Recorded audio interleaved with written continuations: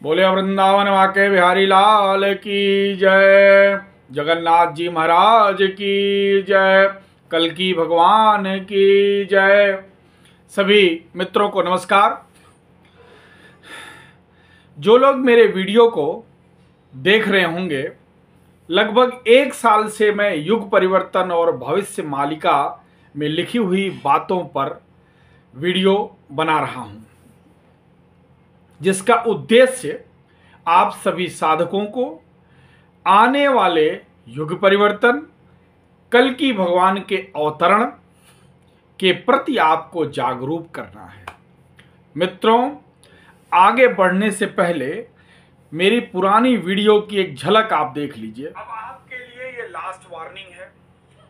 प्रकृति से छेड़छाड़ बंद करिए और जनता जनार्दन के ऊपर अत्याचार बंद करिए। ऐसे और कितने सारे वीडियो हैं जिनमें मैंने भविष्य मालिका की लिखी बातों को क्रमशः सच होते हुए मैंने सिद्ध किया। कई ऐसी बातें जो हमको ध्यान की अवस्था में भविष्य के बारे में पता चली, लेकिन मर्यादा एवं कानूनी बंदिशों की वजह से उनको मैं ओपन नहीं करता हूं। जो चीजें समय के साथ होनी है वो तो सामने आएंगी ही।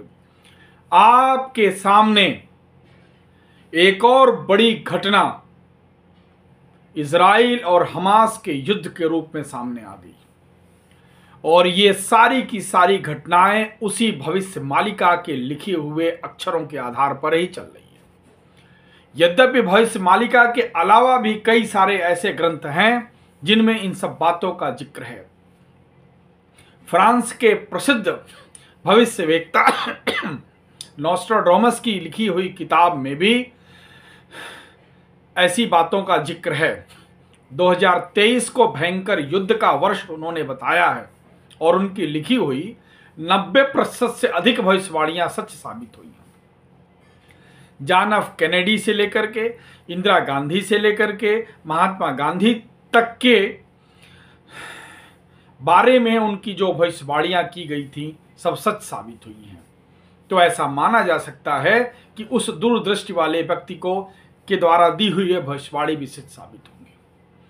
आपके सामने यह पूरा विश्व एक वर्ल्ड वार विश्व। हम लोग कुछ बातें कहने में संकोच करते हैं, लेकिन अब इस प्रकृति की नाराजगी को कोई संभाल नहीं सकता।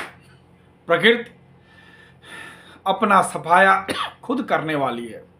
आपने देखा पिछले 2 दिन में कितना भयंकर अमानवीय क्रूर कृत्य हुआ उन दोनों देशों के बीच में, और अब वह रुकने वाला नहीं है। कितनी जानें जाएंगी इस युद्ध में, इसकी कोई गिनती नहीं कर पाएगा। हो सकता है उतनी संख्या आपको एग्जैक्ट ना पता चले। तो अब तो आपको समझ में आ गया कि यह युग परिवर्तन का दशक क्या करने जा रहा है। अक्टूबर स्टार्ट होते ही आज आप 14 तारीख को सूर्य ग्रहण है। सूर्य ग्रहण से 1 हफ्ता पहले ही ग्रहों ने अपना प्रभाव दिखा दिया। सूर्य ग्रहण होगा और उसके बाद फिर अगले 15-20 दिन तक इसका भीषण प्रभाव रहेगा। दुनिया अब 2 गुटों में साफ साफ बढ़ती नजर आएगी।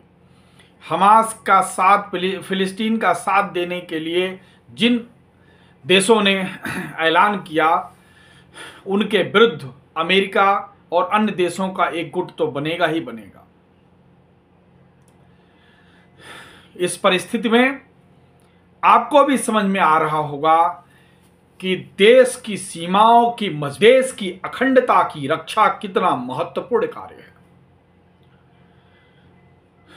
अगर जो घटना इजराइल में हुई, ऐसी घटनाएं अगर देशों में होने लगे कि विदेशी आतंकवादी आपके देश के अंदर घुस करके इस प्रकार का नरसंहार करें, तो ये तो आपके देश के द्वारा आपके नागरिकों की सुरक्षा पर प्रश्न चिन्ह है।